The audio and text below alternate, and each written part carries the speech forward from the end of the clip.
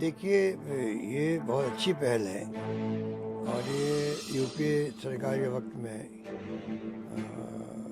Sonia Gandhi ji chairperson Manmohan Singh के वक्त में शुरू हुआ और उस वक्त में राज्यसभा में पास भी हो गया था।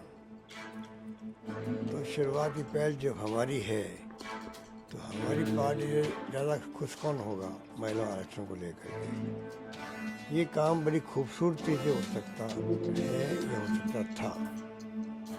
तो जिस प्रकार ये एनडीए गवर्नमेंट और विशेष बीजेपी और मोदी जिस प्रकार से ये अप्रोच आगे बढ़ा रहे हैं कि जब 2023 में कानून पास करवाया तब तो कहा कि नहीं, ये पहले हम लोग 34 से लागू करेंगे महिलाओं का। पहले सेंसस होगा, जनगणना होगी 21 वाली डी हो गई है, उसके बाद में हम लोग परिसीमन करेंगे, तब लागू करेंगे। देखिए, ये बहुत अच्छी पहल है और ये यूपीए सरकार के वक्त में सोनिया गांधी जी चेयरपर्सन मनमोहन सिंह के वक्त में शुरू हुआ और उस वक्त में राज्यसभा में पास भी हो गया था। तो शुरुआती पहल जो हमारी है, तो हमारी पार्टी ज़्यादा खुश कौन होगा महिला आरक्षण को लेकर के। ये काम बड़ी खूबसूरती से हो सकता है या हो सकता था। तो जिस प्रकार ये एनडीए गवर्नमेंट और विशेष बीजेपी और मोदी जी जिस प्रकार से ये अप्रोच आगे बढ़ा रहे हैं कि जब 2023 में कानून पास करवाया तब तो कहा कि नहीं, ये पहले हम लोग 34 से लागू करेंगे महिलाओं का। पहले सेंसस होगा, जनगणना होगी 21 वाली डी हो गई है, उसके बाद में हम लोग परिसीमन करेंगे, तब लागू करेंगे। तो अचानक इनको क्या हो गया कि अचानक ही वापस ला रहे हैं, पार्लियामेंट में बिल ला रहे हैं अमेंडमेंट करने का। उसी जो 2023 में कानून बन चुका है, उस वक्त सभी पार्टियों ने साथ दिया था, मतलब पूरे पक्ष विपक्ष ने मिलकर कानून पास किया। उसको पक्ष विपक्ष मिलकर पास किया, उसकी एक अलग वैल्यू होती है। और जब पक्ष विपक्ष ने मिलकर पास किया, अब जो ला रहे हैं उस पर फिर पक्ष के साथ विपक्ष की भी सहमति होनी चाहिए थी। जो कानून पास कर चुके हैं विपक्ष के सहयोग से, तो क्या उसमें अमेंडमेंट करना है? तो आवश्यक नहीं था क्या कि भाई आप विपक्ष को भी आप साथ लो, उनकी राय लो और समिति बनाओ, सहमति बनाओ, और पिछली बार जो पास हुआ था उसी स्टाइल से सबको मिला के पास करवाओ। ये तो होती ईमानदारी की नीयत होती इनकी, बीजेपी की और एनडीए गवर्नमेंट की। पर इनके दिल में पता नहीं क्या षड्यंत्र है, किस प्रकार ये राजनीतिक फायदा उठाना चाहते हैं। चुनाव चल रहे हैं बंगाल में और तमिलनाडु में, और बीच में आप इसको लोकसभा या अधिवेशन बुला लिया संसद का। कहा तो क्या भाई, आप 10-15 दिन रुक सकते थे। चुनाव के बाद में आप ऑल पार्टी मीटिंग बुलाते, सबसे बात करते, और जो बिल पास हुआ है सबकी सहमति से, सबकी भागीदारी होती, वो नहीं करेंगे। जानबूझ करके ये अगर पास नहीं हो पाया तो ब्लेम करेंगे विपक्ष को। उसकी तैयारी एडवांस भी कर ली लोगों ने, और पास हो जाएगा तो हम वापस ले लेंगे। ये हर चीज़ में राजनीति करना उचित नहीं है। ये महिलाओं का मामला है, ये हमारा मुद्दा था, ये राजीव गांधी का मुद्दा था जिसमें आरक्षण दिया महिलाओं को पहली बार पंचायत राज में और इस निकाय के अंदर।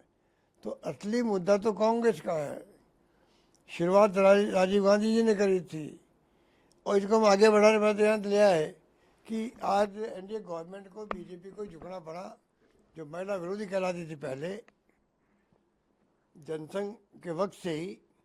अब इनको भी महिलाओं की पैरवी करनी पड़ रही है, और महिलाओं को लेके बड़ी बड़ी बातें मोदी जी भी कर रहे हैं।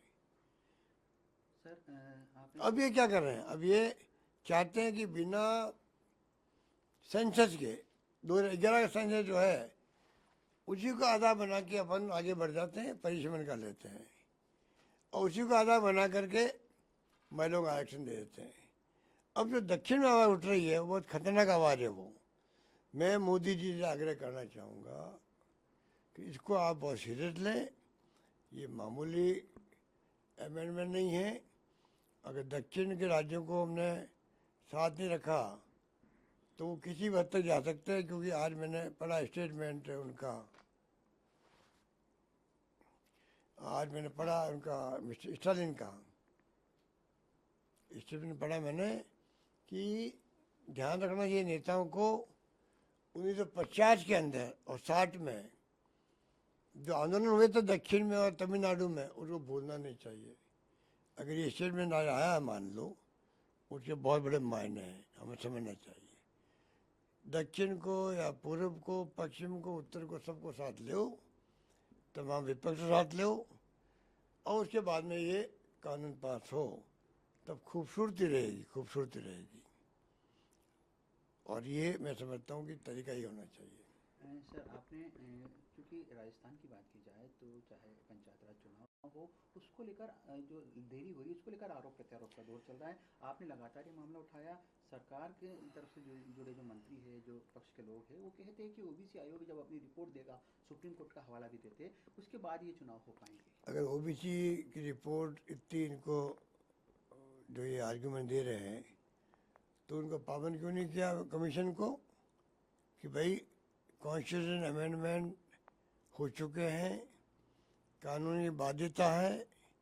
क्या ओबीसी कमीशन की चेयरमैन को नहीं मालूम था क्या कि संविधान के अंतर्गत चुनाव होने जरूरी है? उसी ढंग से पहले वो रिपोर्ट पेश करते।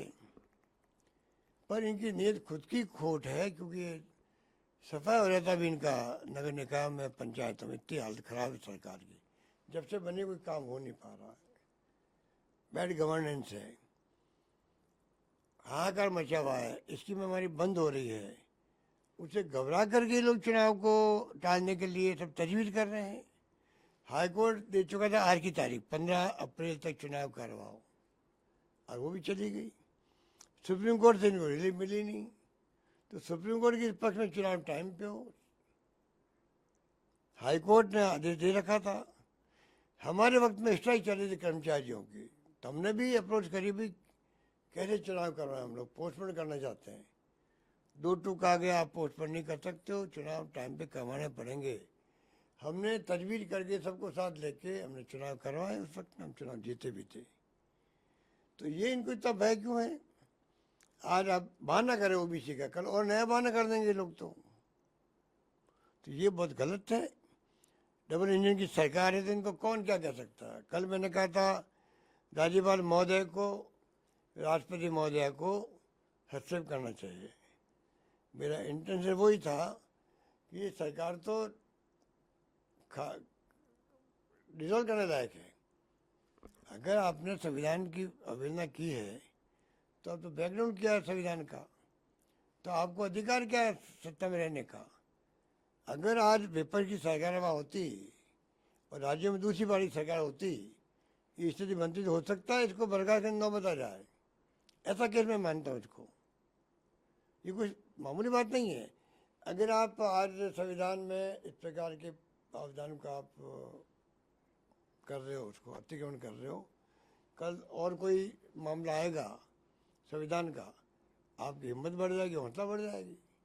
ये कैसे छूट दी जा सकती है? पर करे कौन? रिजोल्व तो कर सकती है भारत सरकार,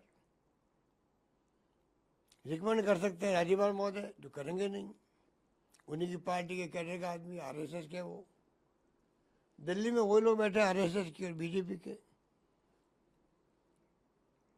और बिना रिकमेंडेशन के राष्ट्रपति कुछ नहीं कर सकती है। वरना तो सरकार बर्खास्त होने लायक है, इसको बर्खास्त करना चाहिए। हमारी मांग तो ये है प्रधानमंत्री मोदी जी से, अगर पंचायत चुनाव नहीं करवाए हैं, लाखों हमारे जो जनप्रतिनिधि होते हैं, आज वहाँ सरकारी कर्मचारी बैठा हुआ है, इतना निकाय को अंदर वो बैठे हुए हैं अधिकारी, और पब्लिक को राहत मिल नहीं रही है। तो इससे बड़ा क्या गुनाह ये कर सकती है सरकार की आप चुनाव नहीं करवा पाए? इन्होंने बहाना कर रहे हो आप ओबीसी का।